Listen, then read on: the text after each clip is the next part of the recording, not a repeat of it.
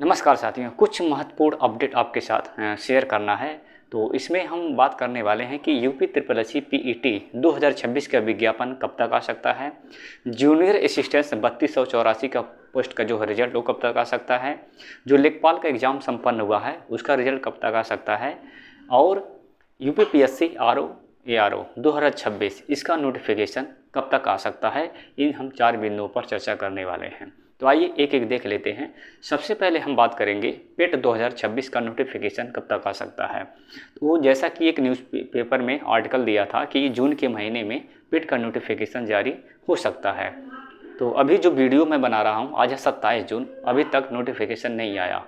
तो latest update ये है इसका कि 1 जुलाई से लेकर के 15 जुलाई के बीच में 2026 पेट का नोटिफिकेशन कभी भी जारी हो सकता है। तो यही आप मान करके चलिए 1 जुलाई से लेकर के 15 जुलाई के बीच में 2026 पेट का नोटिफिकेशन जारी होने के पूरे चांस हैं, या फिर जुलाई के फर्स्ट वीक में ही इसका नोटिफिकेशन आ सकता है।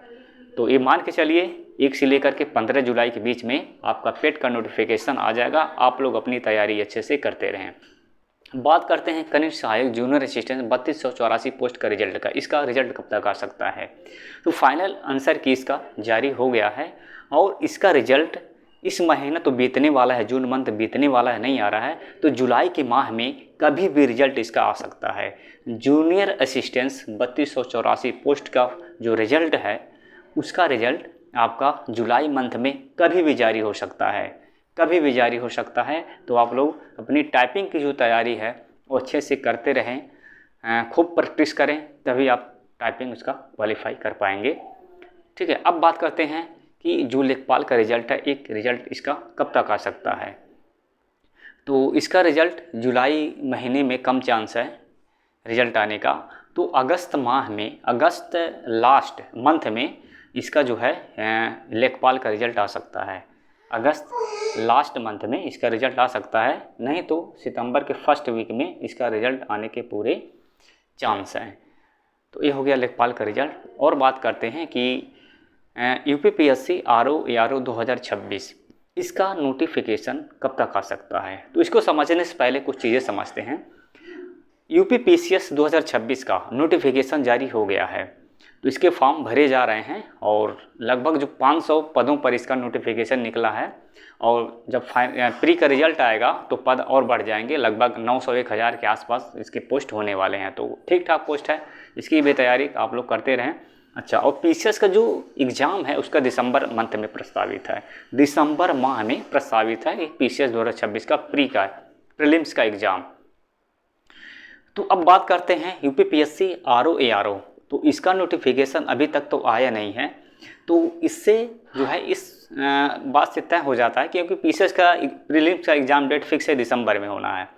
तो अगर RO ARO इसका नोटिफिकेशन आता भी है तो दिसंबर के पहले इसका एग्ज़ाम होना मुश्किल है।